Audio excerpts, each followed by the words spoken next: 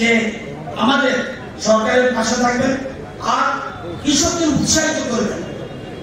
বারবার বলছি, আগেও বলছি, এখনো বলছি, কৃষক হলো জাতির মেরুদণ্ড, স্টুডেন্ট জাতির বাহু, আর টিচার জাতির মস্তিষ্ক। সুতরাং মেরুদণ্ড না থাকলে আপনি হাঁটতে পারবেন না, বাঁকা হয়ে সংস্কৃতির মতো পড়ে থাকবে। সুতরাং এই কৃষকদের সবার আগে প্রণাম করা উচিত। আমি মনে করি আমি নিজে আমার বয়স এত হওয়া সত্ত্বেও আমি কোনো কৃষক পেলে সবার আগে তার পায়ে ধরে প্রণাম করি। কারণ সে যদি সাপ্লাই না দেয় আগরতলা শহর ডাক হয়ে যায়। কারেন্ট থাকলে কি হবে? কারেন্ট কি জল খাবেন, ভাত কোথা পাবেন? জিরানিয়া, মোহনপুর, বিশালগড়, সাউথ ত্রিপুরা, অন্য জায়গাতে যদি সব বন্ধ করে দেয়, পশ্চিম ত্রিপুরার অবস্থা কি?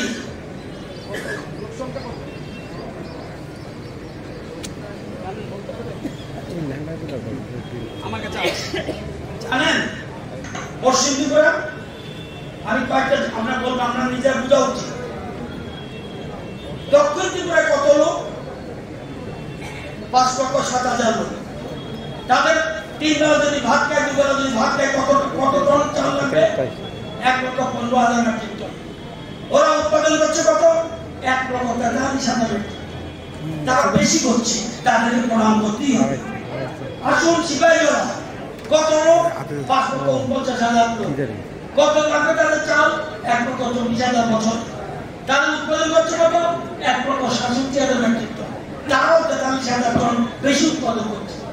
গোমতী 5,06,000 মানুষ, তাদের দরকার 1,14,000 মেট্রিক টন। তারা উৎপাদন করছে কত? 1,37,000 মেট্রিক টন, 23,000 বেশি উৎপাদন করছে। এই তিনটা সারপ্লাস আছে। ধলাই একটু শর্ট, 4,000 মেট্রিক টন শর্ট। গোয়ায় এটাও 3-4,000 শর্ট আছে। সবচেয়ে এবার আসুন পশ্চিম ত্রিপুরা। পশ্চিম ত্রিপুরার লোক কত? জনসংখ্যা হলো যে জনসংখ্যা, তা আপনাদের চাল লাগবে কত? 2,38,000 মেট্রিক টন। আপনারা উৎপাদন করছেন কত?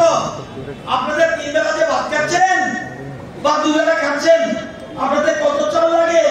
2,38,000 মেট্রিক টন। পশ্চিম ত্রিপুরাতে কত উৎপাদন হচ্ছে? পশ্চিম ত্রিপুরা উৎপাদন মাত্র 86,000 মেট্রিক টন। যদি চাল বন্ধ করে দেয় তাহলে কি করতে হবে?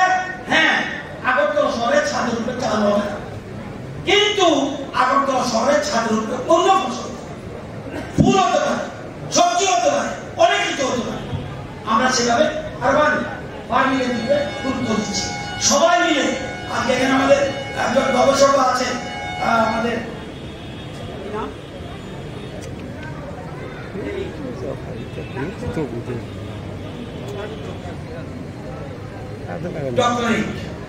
কি করছে? জায়গা সব কত জায়গা আছে আমাদের ত্রিপুরা রাজ্যে? টোটাল রাজ্যে কত জায়গা আছে? টোটাল রাজ্যে, আমি হেক্টর বলবো না, আমি স্কোয়ার কিলোমিটার বলবো না, স্কোয়ার কিলোমিটার বলে এটা গুদামে দেওয়া হয়। টোটাল আছে, টোটাল জায়গা হলো আমাদের রাজ্যে 60,62,000 টাকা। টোটাল ত্রিপুরা। এই যে ঘরটা, এটা ওইটার মধ্যে পড়েছে। রাজীববাবুর বাড়ি এটার মধ্যে পড়েছে, আমার বাড়ি এটার মধ্যে পড়েছে। এখানে চাষ হবে না। রাস্তাঘাট এটার মধ্যে পড়েছে, রেল লাইন এটার মধ্যে, এয়ারপোর্ট এটার মধ্যে, স্কুল কলেজ এটার মধ্যে। 60,62,000 গাড়ি টোটাল ত্রিপুরা রাজ্যের জমি। পাহাড় পর্বত নদী নালা সব। 29 লক্ষ গাড়ির মধ্যে ফসল হয়, ধান না। 29 লক্ষ গাড়ির মধ্যে ফসল হয় 62 লক্ষ গাড়ির মধ্যে। আর মাত্র 15 লক্ষ গাড়ির মধ্যে ধানের চাষ। তাহলে বুঝুন, তাহলে উপায় কি? উপরের দিকে চাষ, উপরের দিকে চাষ। এই কি করে? Vertical farming. এখন নতুন শুরু করেছে আপনারা কিছু ট্রেনিং করতে হবে, পরিকল্পনা নিয়ে করতে হবে। জায়গা ছোট, এর থেকে আমরা স্বয়ং করতে হবে। আমরা দুটো জায়গায় পিছিয়ে আছি, পশ্চিম ত্রিপুরা, উত্তর ত্রিপুরা, বাকিগুলি মোটামুটি চলে। তো সুতরাং আগামী দিনে সবাই এগিয়ে আসতে হবে। আমি সবাইকে বলবো যে দেখুন, মাটি এবং জিনিস যা দিচ্ছে এটা প্রকৃতির দেওয়া। আমার ঘড়িটা প্রকৃতির দেওয়া, মাটি দেওয়া সব এটা প্রকৃতির দেওয়া। যা আছে সব প্রকৃতির দেওয়া, আপনি কিচ্ছু সাথে আনেননি। আমি আমি আমি বললে হবে না, আমরা এই জন্য বলছে coming together is a beginning, staying together is progress, and working together is success. সবাই মিলে ত্রিপুরাকে এগিয়ে নিয়ে যেতে হবে। তো আমি সবাইকে বলবো এই কৃষকদের পাশে দাঁড়াবেন প্লিজ। এবং আমার দেশের প্রধানমন্ত্রী আজকে কৃষকদের সামনে সারা পৃথিবীকে দেখাচ্ছে কিভাবে আমাদের কৃষির স্বয়ংবর হয়ে যাচ্ছে। তো আজকে এফপিও মেলা যারা অর্গানাইজ করেছে তাদেরকে আমি ধন্যবাদ জানাই যে সুন্দর একটা প্রথম স্টেট লেভেল এফপিও মেলা হচ্ছে।